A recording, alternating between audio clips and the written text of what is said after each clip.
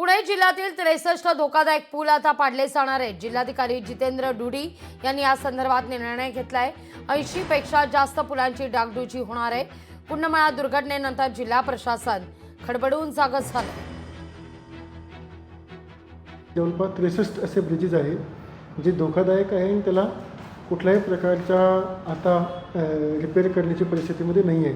तर ते सर्व आपण आता निर्णय घेतलेला आहे की ते आपण पाडूनच घेऊ। तर पाऊस संपल्यानंतर आपण त्या सर्वांना काढून घेणार आहोत। तसं डायरेक्शन सर्व जे कन्सर्न डिपार्टमेंट्स आहेत त्यांना आपण दिलेले आहेत। आणि सोबत जे असे ब्रिजेस आहेत ज्या ठिकाणी रिपेअर होऊ शकते तर तशाबद्दल आम्ही रिपेअर करण्यासाठी सूचना त्या कन्सर्न डिपार्टमेंटला दिलेली आहे। आणि त्यासाठी निधीचे जे नियोजन आहे त्या डिपार्टमेंट्सने स्वतःच्या स्तरावर जे हेड्स त्यासाठी उपलब्ध असतात वेगवेगळे DPC निधीमधून किंवा स्टेटच्या निधीमधून तिथून मागणी करून घ्यायची आहे आणि ते रिपेअर करून घ्यायचे तसे निर्देश दिलेले आहेत।